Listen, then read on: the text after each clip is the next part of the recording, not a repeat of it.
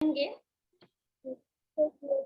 कैसे डायग्नोसिस करें, क्या क्या डिजीज होगा, क्या हम ट्रीटमेंट देंगे, ठीक है, क्या सिम्टम्स आएगा, इस प्रकार से हम लोग आगे देखते हैं। चलिए स्टार्ट करते हैं। अभी हम पिछले क्लास में ब्लड को कंप्लीट किए, ठीक है। ब्लड से रिलेटेड क्या क्या प्रॉब्लम होगा, क्या सिम्टम्स आएंगे, क्या ट्रीटमेंट देंगे,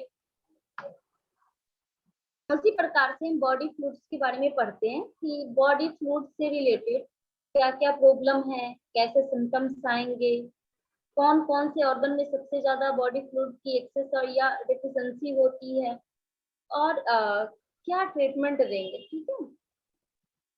आप लोग के पास पीडीएफ है तो देखिए, और नहीं तो पीयूष जी अगर आप पीडीएफ स्क्रीन पे शो कर सकते हैं तो ज्यादा अच्छा होगा, ठीक है। शरीर द्रवों से संबंधित रोग 3 प्रकार के हो सकते हैं।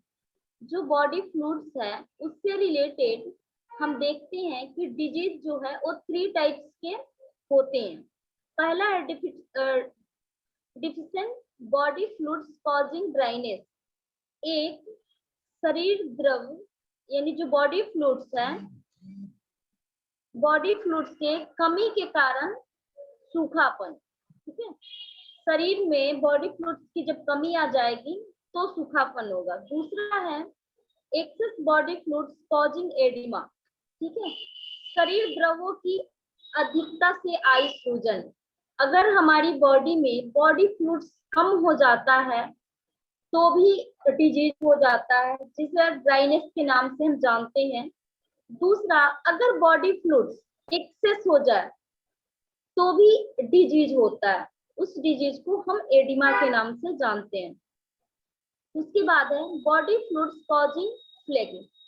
अब अगर हमारे शरीर द्रव जब जो हमारे बॉडी फ्लूइड्स हैं जब बलगम बनाने लगे, ठीक है, जब जो क्वी सिस्टम है उस क्वी को, एनर्जी को अगर ट्रांसफर नहीं किया जा रहा है, उसको ट्रांसमिट नहीं किया जा रहा है, उसको दूसरे रूप में परिवर्तन नहीं किया जा रहा है, तो क्या हो जाता है, वो जो ऊर्जा है वो दूसरे फॉर्म में यानी पॉजिटिव में नहीं चेंज होता तो निगेटिव में चेंज हो जाता है। जब निगेटिव में चेंज होता है तो वही बॉडी फ्लूइड्स जो है वो कफ बनाना स्टार्ट कर देते हैं, ठीक है।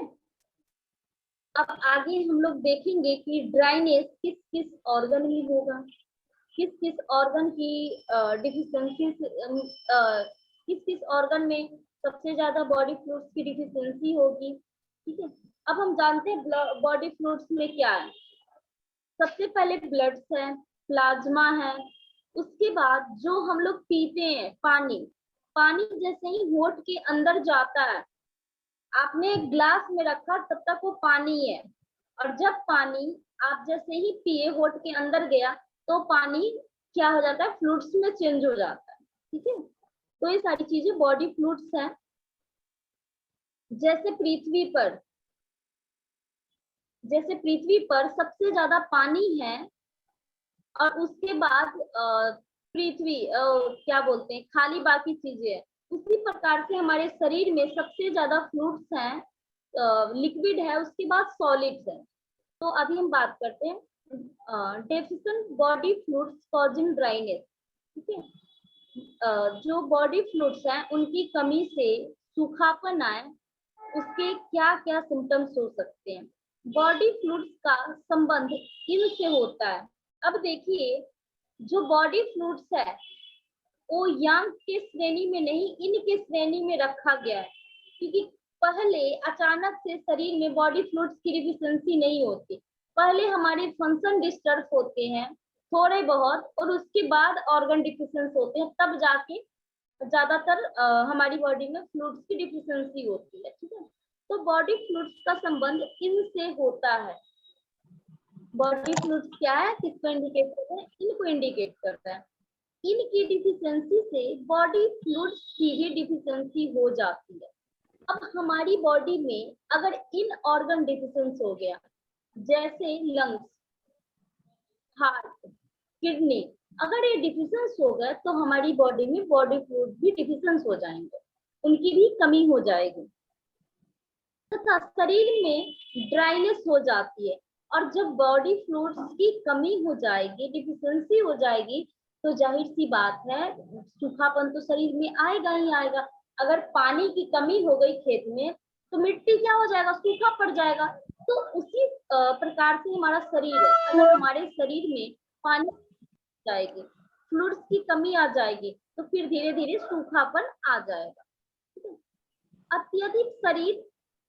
अत्यधिक पसीना आने अथवा उल्टी, डायरिया होने से भी बॉडी फ्लूइड्स की डिफिशियंसी होती है।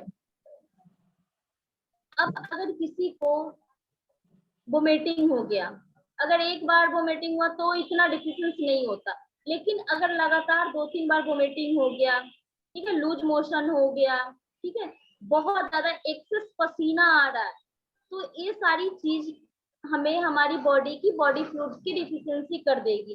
क्योंकि वो फ्लूइड्स ही है, वोमिटिंग भी कर रहे हैं तो पानी के रूप में फ्लूइड्स ही निकल रहा है। अगर बार बार हम लूज मोशन आ रहा है, बार बार स्टूल पास करने, तो हम जितना खाएंगे उतना ही 1 बार से 2 बार में क्लियर हो जाता पेट। लेकिन आप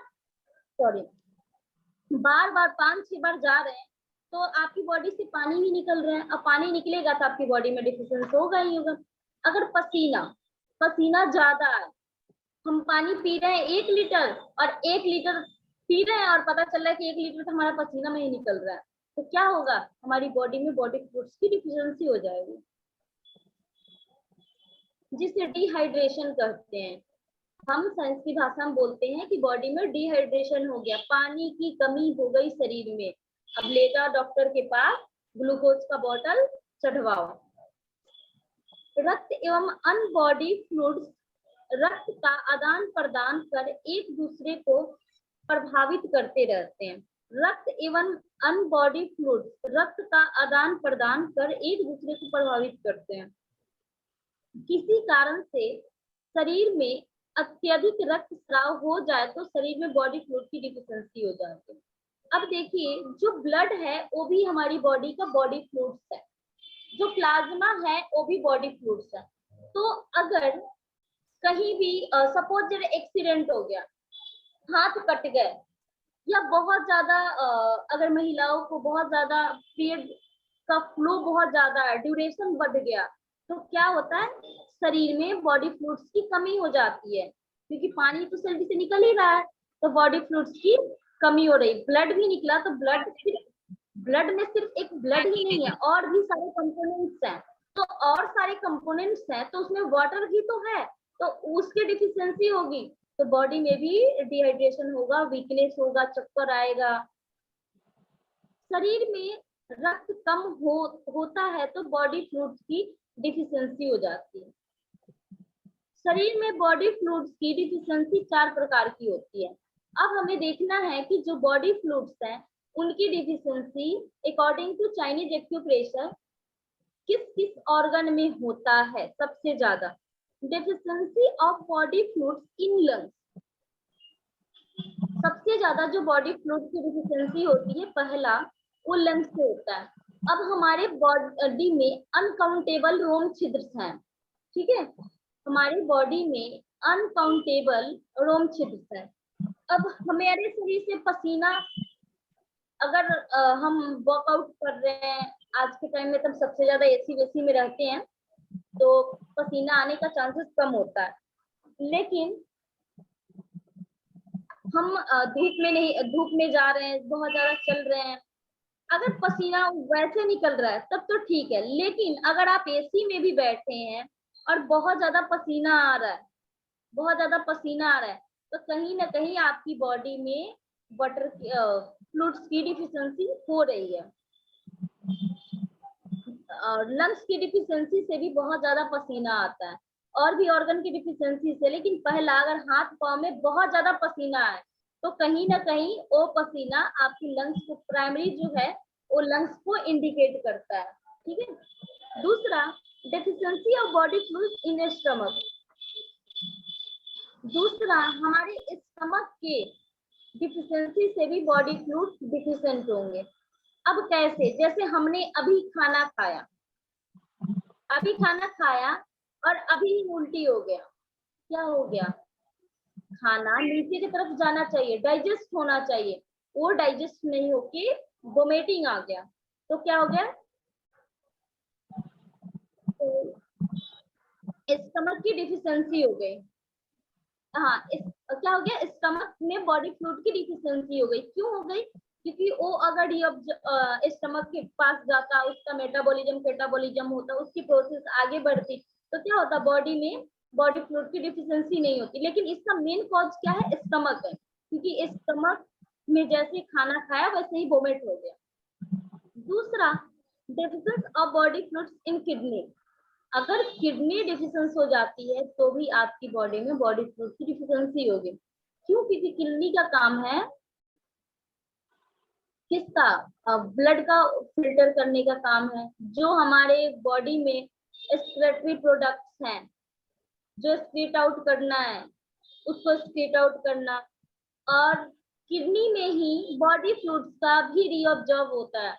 इंटेस्टाइन में तो होता ही नहीं होता है। जो किडनी का सेल है नेफ्रॉन, किडनी के जो सेल है नेफ्रॉन, नेफ्रॉन के अंदर जो शायद मैंने पिछले क्लास में बताया भी था आप लोग को पिक्चर के साथ, तो नेफ्रॉन के जो कुछ पार्ट्स हैं वहां पे वाटर की रीअब्जॉर्प्शन होती है, जैसे पीसीटी, प्रॉक्सिमल कन्वोल्यूटेड ट्यूब्यूल, उसके बाद डीसीटी, डिस्टल कन्वोल्यूटेड ट्यूब्यूल, उसके बाद है, और कहा लास्ट में कुछ पार्ट्स का नाम भूल रही हूँ, उसके कुछ कुछ पार्ट्स में क्या होता है, वाटर का रीअब्जॉर्प्शन होता है।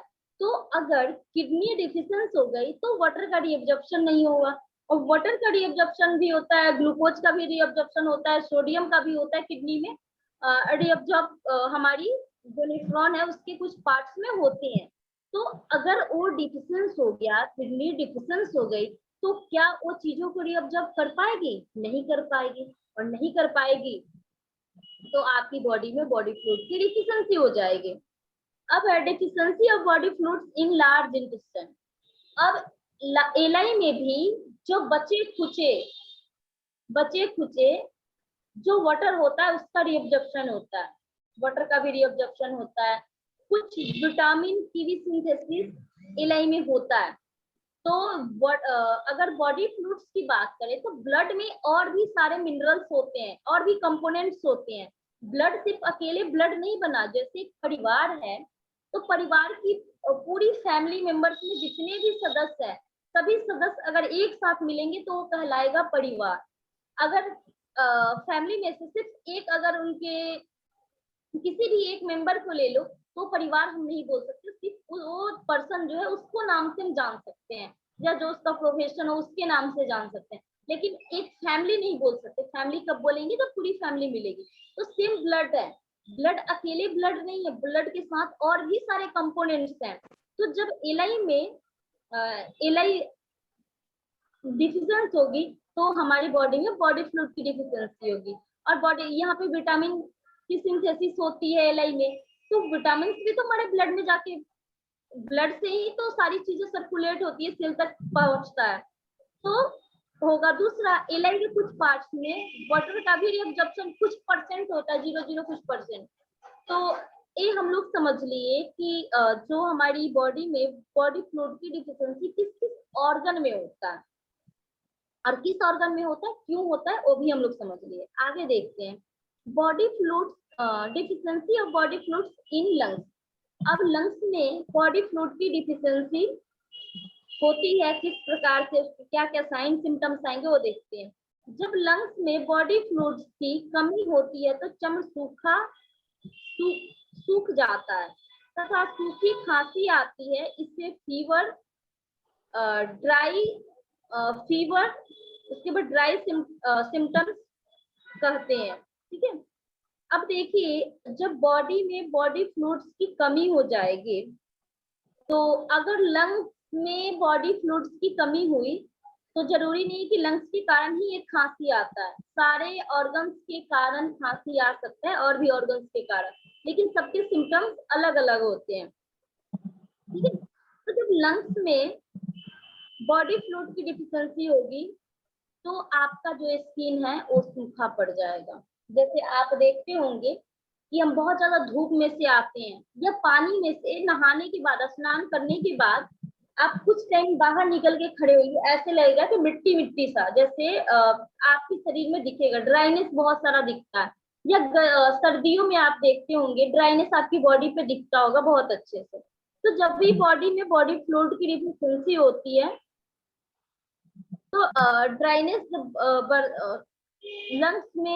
लंग्स में बॉडी फ्लूइड की डिफिशियंसी होती है, तो ड्राइनेस होता है, तो आपके स्किन सूखा पड़ सकते हैं। उसके बाद सूखी खांसी, ड्राई कफ हो सकता है, ठीक है। उसके बाद फीवर भी हो सकता है, और फीवर होगा तो प्यास बहुत तेज लगेगा, फीवर तेज होगा, प्यास तेज लगेगा, ड्राइनेस बढ़ जाएगी बॉडी में, ठीक है। अब इसके सिम्टम्स है, ड्राई स्किन, जो स्किन है सूखा पड़ जाएगा, ड्राई माउथ, मुंह भी सूखा सूखा सा लगेगा, ड्राई कफ, कफ भी सूखा आएगा, ड्राई थ्रोट, जो आपका गला है वो भी सूखा सूखा आएगा, ड्राई टंग, यानी कि पूरी शरीर में ड्राइनेस फैल जाएगी अगर लंग्स में बॉडी फ्लूइड, लंग्स के कारण बॉडी फ्लूइड की डिफिशियंसी हुई। अब इसके कुछ पॉइंट्स हैं, वो पॉइंट्स नोट करेंगे। LU9, LU9, SP6, LU9, SP6, उसके बाद है K6, CV4, CV4, उसके बाद है CV12, CV4, CV12, फिर से नोट करेंगे। LU9, LU9, SP6, K6, CV4, CV12, all point tone होगा या सीडेट, कोई बता सकता है?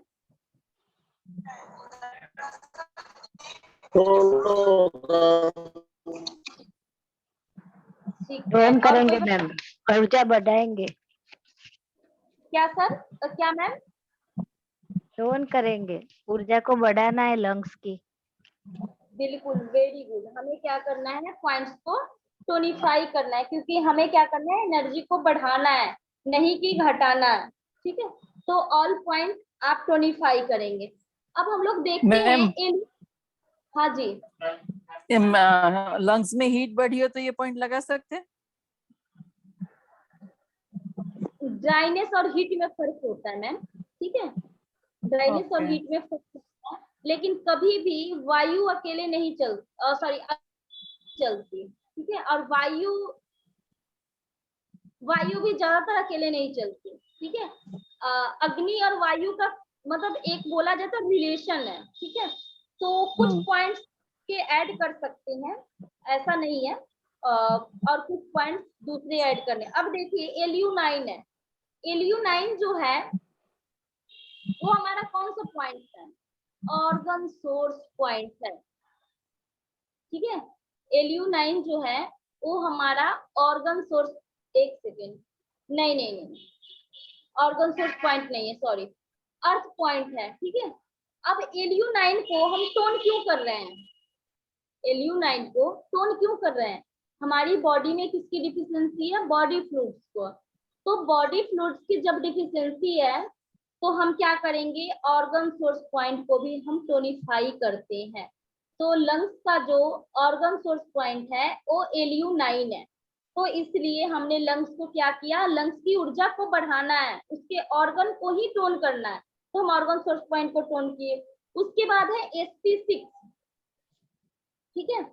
अब SP6 हम लोगों ने क्यों लिया, क्योंकि किसी अगर हमारी बॉडी से कोई भी चीज एक्सक्रीट आउट हो रहा है, ठीक है, ज्यादातर, तो हम उसमें SP6 लेते हैं, क्योंकि यहाँ पे क्या है, बॉडी फ्लूइड्स की कमी है, हमारी बॉडी से चीजें निकल रही है, SP6 डिस्टल पॉइंट भी है, तो हमें यहाँ पेन किलर के रूप में यूज नहीं करना है, हमें यहाँ इस रूप में यूज करना है, क्योंकि हमारी बॉडी से जो एक्सेस निकल रहा है स्टूल के रूप में, यूरिन के रूप में, या स्वेट के रूप में, वोमिटिंग के रूप में, लूज मोशन के रूप में, उस चीज को रोकना है, तो इसलिए हमने LU6 लिया। उसके बाद है K6, किडनी का 6 नंबर पॉइंट। अब जो हमने लिया है K6 क्यों लिया, K6 जो हमारा पॉइंट्स है, एक सेकंड रुकेंगे। K6 जो हमारा पॉइंट है, हम ज्यादातर किडनी को टोनिफाई करने के लिए, अगर हमें किडनी को टोन करना है तो इसके भी हम ऑर्गन सोर्स पॉइंट को यूज कर सकते हैं, K3 को कर सकते हैं, लेकिन हमने क्या लिया है, K6 लिया है। किडनी के 6 नंबर पॉइंट को लेके टोनिफाई किया है, क्योंकि लंग्स और किडनी का भी रिलेशन है, एक सांस लेने का काम करता है और एक सांस छोड़ने का काम करता है, तो इसके अनुसार से हमने K6 लिया है। उसके बाद CV4 कंसेप्शन वेसल्स 4, अगर CV मेरिडियन की बात करें तो CV4 का लोकेशन मेन बॉडी पे कहाँ आएगा, कोई बताना चाहेगा? CV4 का मेन बॉडी पे लोकेशन कहाँ आएगा? 3 finger below navel. क्या सर? 3 finger below navel. नाभि से 3 उंगली नीचे। ठीक है, ठीक है। तो हमें लोकल पॉइंट के रूप में, लोकल पॉइंट नहीं, सॉरी, CV4 जो है ज्यादातर हम लेते हैं, ये हमारे सेंटर में पॉइंट्स आता है, ठीक है। CV4 एक तो हम लेते हैं जैसे नेवल डिस्टर्ब वगैरह होता है, इसके लिए भी लेते हैं। दूसरा, हमारे किडनी में भी अगर कोई डिजीज होता है तो उसके रिलेटेड में भी हम लेते हैं। तीसरा, CV4 को हम इसलिए लेते हैं अगर हमारे बॉडी में बॉडी फ्लूइड, और बॉडी फ्लूइड की डिफिशियंसी ऑर्गन के भी वजह से हो सकता है, ठीक है। और ऑर्गन को हमें कंट्रोल करना है, तो बोलते हैं ना, स्पाइन हमारी बॉडी का एक रूट है, जड़ है, तो इसलिए जो हमारे सेंटर पॉइंट है, इसलिए हम CV ले रहे हैं। CV क्या है, इन ऑर्गन है, और GB है यांग, तो जो लंग्स है वो इन ऑर्गन है, और बॉडी फ्लूइड्स भी ज्यादातर इन ऑर्गन की डिफिशियंसी से होती है, इसलिए हमने CV4 लिया। और CV12 इसलिए लिया कि CV12 जो पॉइंट्स हैं, ये ज्यादातर हम मतलब एक कंडीशन के अकॉर्डिंग टोनिफाई या सीडेट करते हैं, ठीक है। लेकिन यहाँ पे हम टोनिफाई इसलिए कर रहे हैं क्योंकि यहाँ पे अगर किसी व्यक्ति को, एक तो जो CV4 है, ये लोकल पॉइंट हमारे इस एरिया में ही आता है, ठीक है, इस एरिया में ही आता है, लंग्स के आसपास ही आता है, तो एक लोकल पॉइंट के रूप में लेते हैं। दूसरा, ये हमारी बॉडी को जो अभी मैम ने बताया ना, हीट अगर ज्यादा प्रोड्यूस हो तो इसके लिए भी लेते हैं। तो अगर ड्राइनेस बढ़ा है और ड्राइनेस के साथ साथ अगर हीट भी यहाँ प्रोड्यूस हो तो उसको भी कम कर सकता है, कंट्रोल कर सकता है, तो इसलिए हमने CV12 को लिया, ठीक है। CV12 का एक और काम था, कोई नहीं, एक पॉइंट के बहुत काम है, लेकिन यहाँ पे जो रोल है वो हम लोग देखेंगे। अभी ये deficiency of body fluids in stomach. अब अगर स्टमक के अंदर, स्टमक के कारण अगर बॉडी फ्लूइड की डिफिशियंसी हुई तो क्या सिम्टम्स आ सकते हैं, क्या ट्रीटमेंट देंगे? स्टमक इन डिफिशियंसी के कारण स्टमक में डेफिशिएंसी ऑफ बॉडी फ्लूइड्स होता है। अब देखिए, स्टमक अगर यांग होगा तो आपकी बॉडी में बॉडी फ्लूइड की डिफिशियंसी नहीं होगी, क्योंकि यांग में सिर्फ फंक्शन डिस्टर्ब होगा, तो आपके डाइजेशन में प्रॉब्लम हो सकता है। लेकिन यही स्टमक का अगर क्या बोलते हैं, स्ट्रक्चर डिस्टर्ब होगा, तो वही खाना खाएंगे, खाते खाते उल्टी आ जाएगा, स्टमक अपना पूर्ण रूप से काम नहीं कर पाएगा। तो इसलिए स्टमक इन डिफिशियंसी के कारण ज्यादातर बॉडी फ्लूइड की डिफिशियंसी होती है। इसमें जीभ सूखी होती है। अब जाहिर सी बात है, जब बॉडी में फ्लूइड की डिफिशियंसी हुई तो ड्राई टंग तो होगा ही होगा, तथा जीभ पर आड़े क्रैक भी हो जाते हैं, पर रोगी को प्यास नहीं रहती, रोगी पानी बहुत कम मात्रा में पीना चाहेगा। अब देखिए, हम बोलते हैं कि जब बॉडी में ड्राइनेस बढ़ता है तो प्यास लोगों को लगता है, ठीक है, अगर बॉडी में ड्राइनेस बढ़ा है तो प्यास लगता है, लेकिन यहाँ पे जो टंग है, टंग ड्राई हो जाएगा, टंग पे आपको सेंटर में क्रैक भी मिलेगा। स्टमक रीजन में अगर देखेंगे तो ज्यादा मिलेगा, लेकिन सेंटर में भी टंग के सेंटर में भी आपको एक छोटा सा प्लेट वगैरह मिलेगा, जिसका जैसा डिजीज होगा, जितना पुराना उसके अकॉर्डिंग मिलेगा।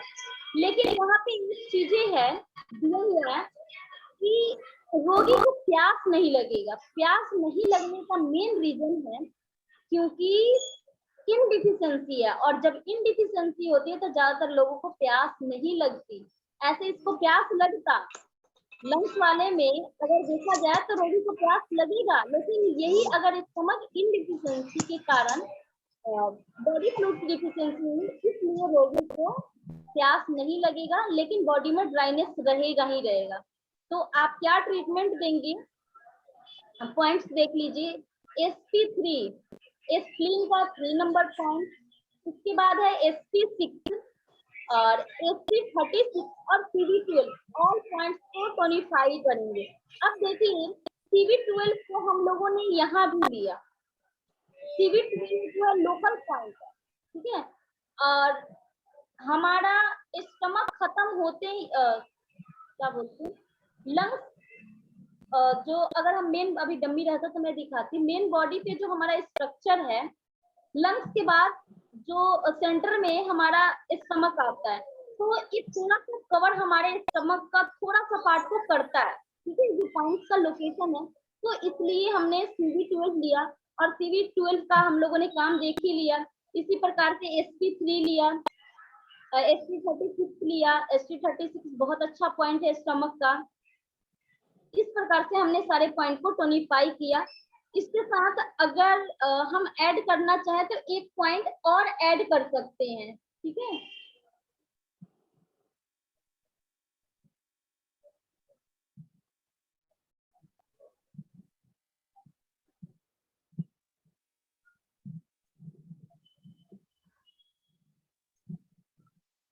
एक और पॉइंट आप ऐड कर सकते हैं, SP44। इसके साथ आप SP44 को भी टोनिफाई कर सकते हैं, ठीक है। स्टमक इनडिफिशियंसी के कारण अगर बॉडी फ्लूइड की डिफिशियंसी हो तो। बाकी इस बुक्स में नहीं दिया है, अलग से लिखवाया गया है, ऐड करना चाहे तो कर सकते हैं। अब देखते हैं deficiency of body fluids in kidney.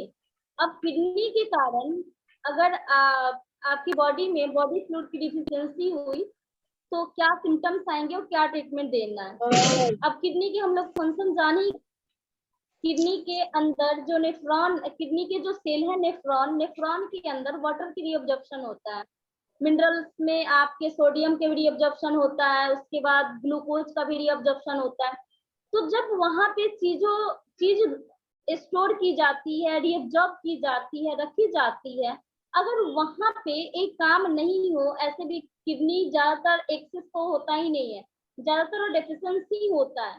तो जब किडनी डिफिशियंस होता है तो अगर वो डिफिशियंस हो, एक तो हमेशा ज्यादातर किडनी डिफिशियंसी होता है। अगर आपका खान पान, डाइजेशन वगैरह लाइफ स्टाइल सही है तो आपका किडनी सही है, नहीं तो डिफिशियंसी होता है ज्यादातर। किडनी ऑलरेडी डिफिशियंस है और उसके बाद किडनी का काम है चीजों को रीअब्जॉर्ब करना, उसके अंदर चीजें रीअब्जॉर्ब नहीं हो रही है, और जब चीजें रीअब्जॉर्ब नहीं हो रही तो ऑलरेडी आपकी बॉडी में बॉडी फ्लूइड की डिफिशियंसी होगा ही होगा। अब देखते हैं कि बॉडी फ्लूइड की डिफिशियंसी होगी तो क्या क्या सिम्टम्स आ सकते हैं। जब किडनी इनकी डिफिशियंसी होती है तो बॉडी फ्लूइड्स की कमी होकर शरीर में ड्राइनेस होती है। जब किडनी इनडिफिशियंसी, फिर यहाँ पे वही चीजें आया, अगर किडनी के फंक्शन में डिस्टर्ब होगा तो इतना बॉडी फ्लूइड की डिफिशियंसी नहीं होगी। लेकिन यही अगर किडनी के ऑर्गन में स्ट्रक्चर में अगर कोई प्रॉब्लम होगा, स्ट्रक्चर अगर चेंज होगा, तो वहां पे आपकी बॉडी में बॉडी फ्लूइड की डिफिशियंसी हो सकती है। ज्यादातर ऐसे फंक्शन में भी होता है, लेकिन सबसे ज्यादा प्रभाव स्ट्रक्चर में पड़ता है। इतना नहीं, हमारी बॉडी रिकवर कर लेती है, लेकिन जब जहाँ उसके स्ट्रक्चर डिस्टर्ब हुए तो वहां पे बॉडी रिकवर नहीं कर पाती है, तो वही सिम्टम्स आने लगता है और पेशेंट बहुत ज्यादा बीमार हो जाता है, ठीक है। अब इसके कुछ मेन लक्षण हैं, टाइम आउट। अब देखिए जो पेशेंट है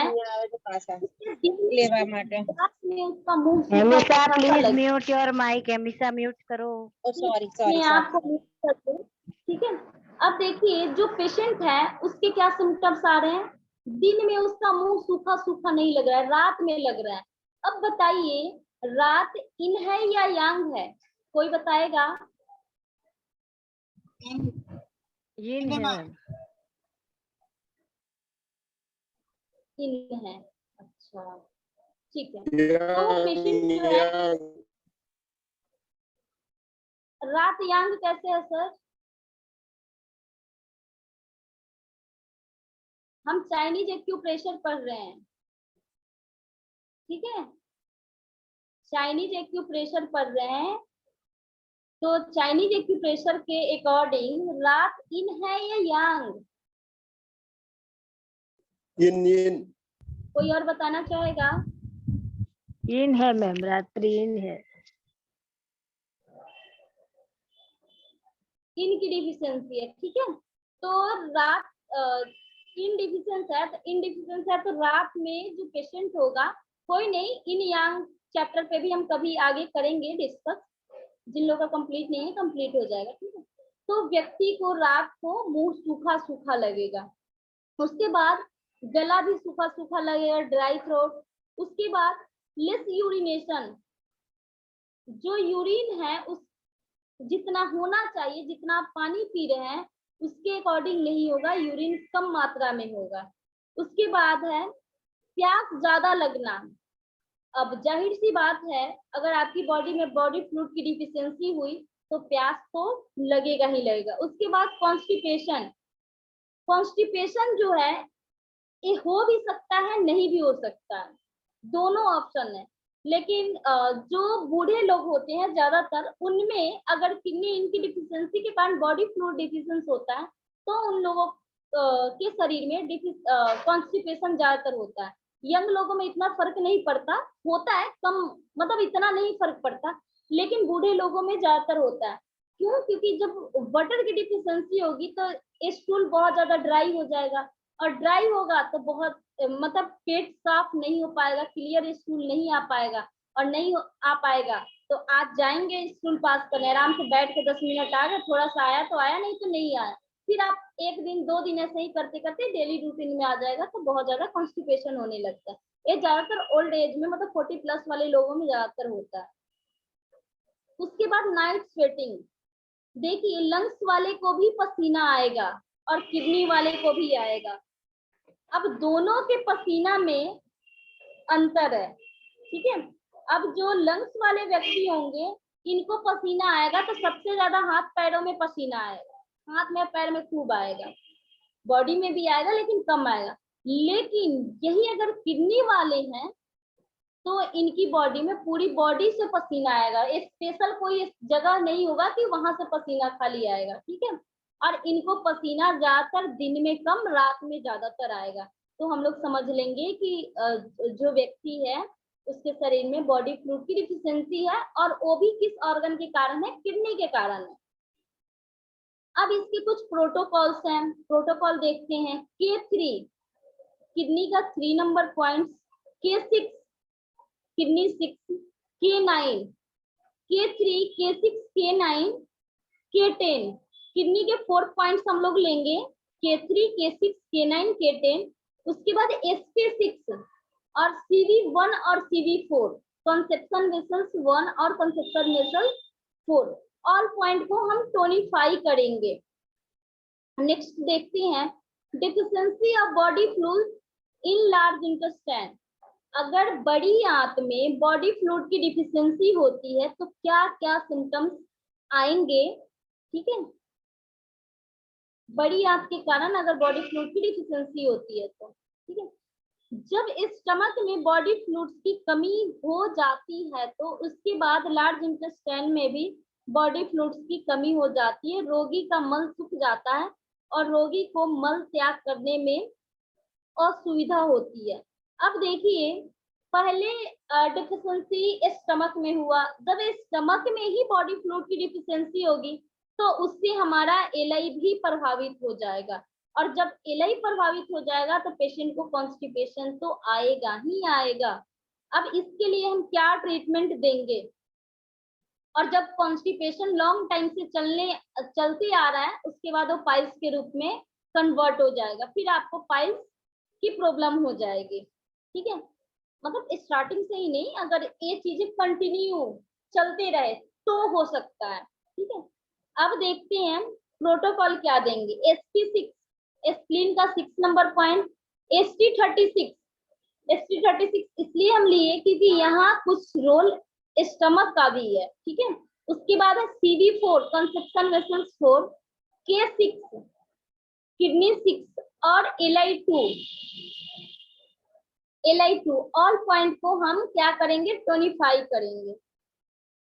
आगे है access body fluids causing oedema. अब देखिए हमारी बॉडी में जब बहुत ज्यादा जो बॉडी फ्लूइड्स है, अगर वो बहुत ज्यादा बढ़ जाए तो भी हमारे शरीर में एडिमा, सूजन आ जाता है। अब हम देखेंगे कि बॉडी फ्लूइड्स किस ऑर्गन, कौन कौन से ऑर्गन में ज्यादातर बढ़ता है और किस ऑर्गन में बढ़ेगा तो क्या सिम्टम्स आएंगे, कहाँ पे स्वेलिंग आएगा और कैसे हम उस स्वेलिंग को भी डिफाइन कर पाएंगे। क्योंकि एडिमा भी दो प्रकार का होता है, एक फिटेड एक नॉन फिटेड। एक आपको दबाएंगे, जैसे इसमें स्वेलिंग आया, दबाएंगे तो उसे कोई फर्क नहीं पड़ेगा, ऐसे आपने हाथ किया, ऐसे उंगली किया, निशान आएगा, 2 मिनट में बंद हो जाएगा। लेकिन अगर दूसरा एडिमा होगा तो आप दबाएंगे तो क्या हो जाएगा, गड्ढा हो जाएगा। ठीक है, तो एक में एयर एक्सेस हो जाता है और एक में वाटर एक्सेस हो जाता है। अब देखते हैं सूजन 4 कारणों से हो सकती है। अब एडिमा जो है, स्वेलिंग जो है, इसके भी 4 टाइप्स हैं। पहला स्प्लीन की डिफिशियंसी। अब अगर स्प्लीन की ऊर्जा डिफिशियंस हुई तो भी स्वेलिंग आ सकता है, लेकिन स्प्लीन की डिफिशियंसी से कहाँ पे स्वेलिंग आएगा, ये चीजें हमें जानना बहुत जरूरी है। और ये चीजें भी जानना जरूरी है, दूसरा एक और चीजें जानना जरूरी है कि अगर वो एडिमा है तो फिटेड एडिमा है या नॉन फिटेड है, उसके अकॉर्डिंग आपको प्रोटोकॉल बनाने होंगे। दूसरा, लंग्स की डिफिशियंसी के कारण, अगर हमारे बॉडी में लंग्स की ऊर्जा की कमी हो जाती है तो लंग्स की ऊर्जा की कमी के कारण एडिमा होना। तीसरा, किडनी इनडिफिशियंसी के कारण। अब देखिए अगर लंग्स की डिफिशियंसी होगी तो बॉडी पे कहाँ स्वेलिंग आएगा, सबसे ज्यादा अगर स्वेलिंग देखने को मिलेगा तो आपके फेस पे मिलेगा। फेस का भी कुछ एरिया है वहां पे आपको ज्यादा स्वेलिंग मिलेगा, कुछ एरिया है वहां पे हल्का फुल्का स्वेलिंग मिलेगा। उसके बाद हाथों पे मिलेगा, ये हम आगे देखेंगे। उसके बाद है किडनी यांग की डिफिशियंसी के कारण। अगर किडनी डिफिशियंस होती है, किडनी यांग डिफिशियंस होती है तो इसके कारण भी एडिमा हो सकता है। अब अगर किडनी डिफिशियंस के कारण अगर एडिमा होता है तो सबसे ज्यादा आपके पैरों पे स्वेलिंग आएंगे, और पैरों पे भी स्वेलिंग कुछ स्पेसिफिक एक जगह है जहाँ पे सबसे ज्यादा आता है, एंकल ज्वाइंट्स के पास सबसे ज्यादा आपको एडिमा देखने को मिलेगा। उसके बाद है स्प्लीन, लंग्स एंड किडनी तीनों की डिफिशियंसी के कारण। अगर जब तीनों ऑर्गन के कारण अगर एडिमा आया तो वो कहाँ कहाँ होगा, उसके क्या सिम्टम्स होंगे, कैसे उसे हम चेक करेंगे, आगे देखते हैं। स्प्लीन की डिफिशियंसी के कारण शरीर के मध्य भाग यानी पेट पर सूजन आती है, जैसे जलोदर। अब देखिए अगर स्प्लीन की डिफिशियंसी के कारण अगर एडिमा आता है तो शरीर के मध्य भाग यानी सेंटर में, बॉडी के सेंटर में एडिमा आएगा, पेट के आसपास, निवल के आसपास आपको सूजन मिलेगा, तो इसे हम समझ सकते हैं कि स्प्लीन की डिफिशियंसी के कारण एडिमा है।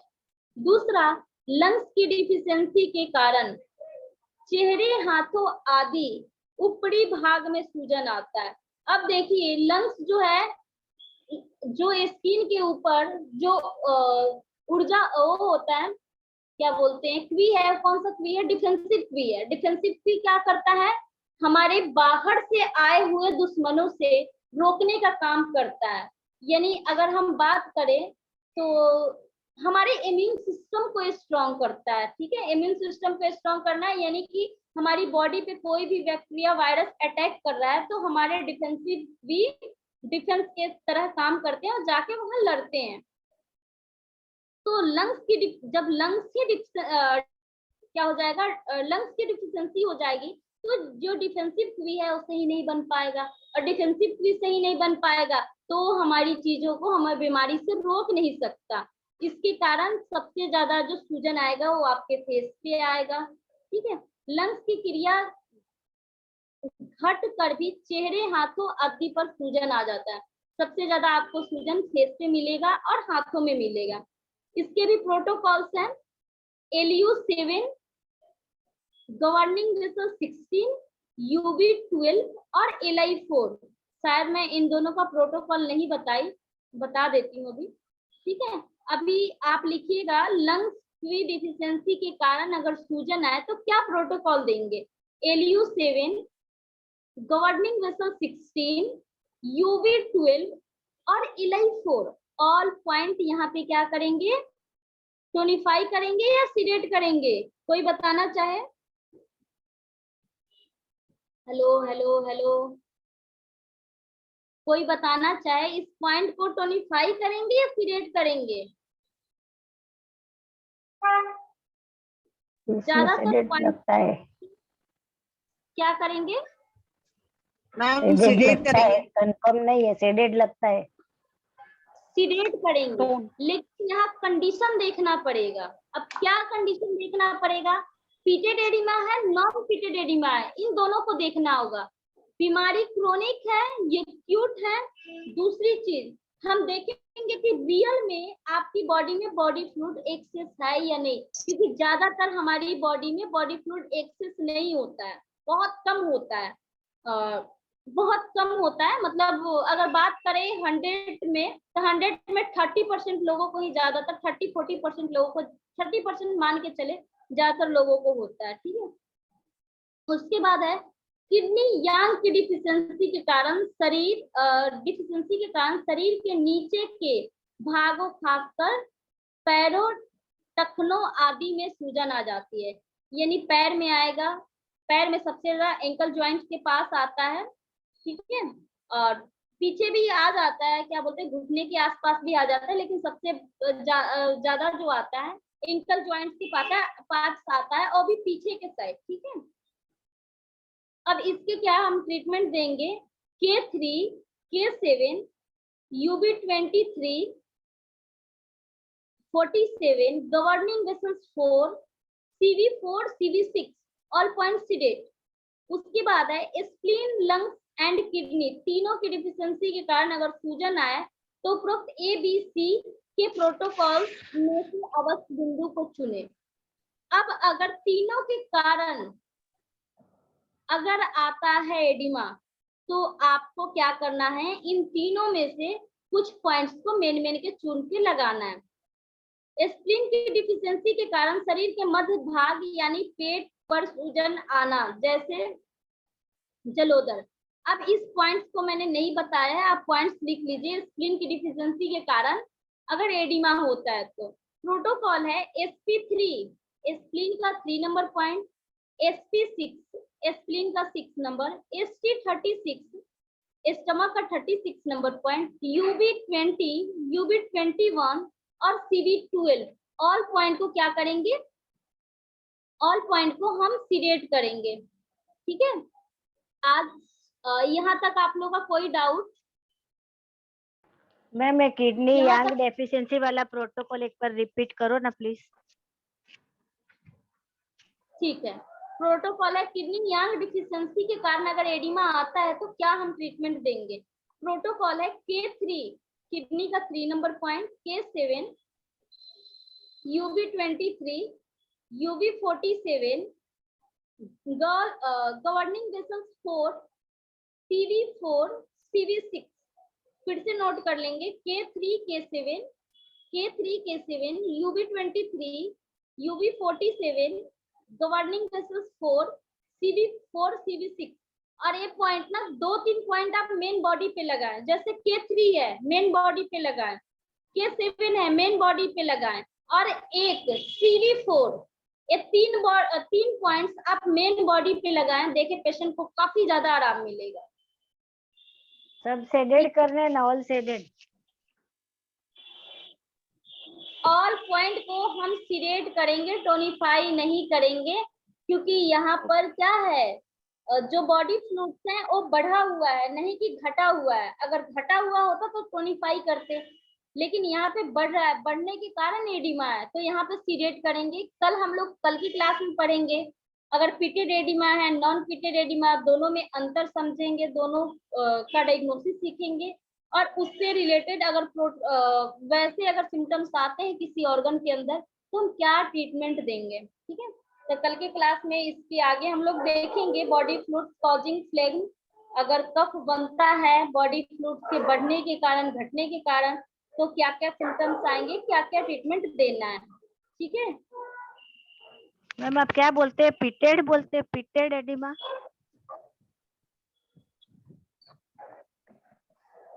वो हम लोग कल के क्लास में पढ़ेंगे, pitted oedema, non pitted oedema, ठीक है। मैम दिन में ज्यादा पसीना आए तो क्या इंडिकेशन है? जैसे आपने बोला हाथ और पैर में ही आता है, लेकिन पूरे बॉडी में पसीना आए तो दिन में लंग्स को ही लेंगे ना? अगर और भी सिम्टम्स देखना, लंग्स के कारण भी पूरी बॉडी में आता है, लेकिन सबसे ज्यादा आपके हाथ और पैर में आएंगे, ठीक है। तो हमें पेशेंट का और भी सारे सिम्टम्स मिलाने होंगे। अगर और सारे सिम्टम्स लंग्स से रिलेटेड है, लग रहा है, मतलब अगर 30% भी लंग्स से मिल रहा है और ऐसे पसीना आ रहा है, तो हम लंग्स ही लेंगे, प्राइमरी हम लंग्स को ही लेते हैं। अगर लंग्स पे ट्रीटमेंट देने के बाद 1% नहीं ठीक होता है, अगर डायग्नोसिस आपका सही है, तो फिर से एक बार पॉइंट्स को रीचेक कीजिए, नहीं उसके बाद आप किडनी के पास जाइए, सेकेंडरी, ठीक है। Okay, thank okay, thank you. और कोई डाउट आप लोगों को?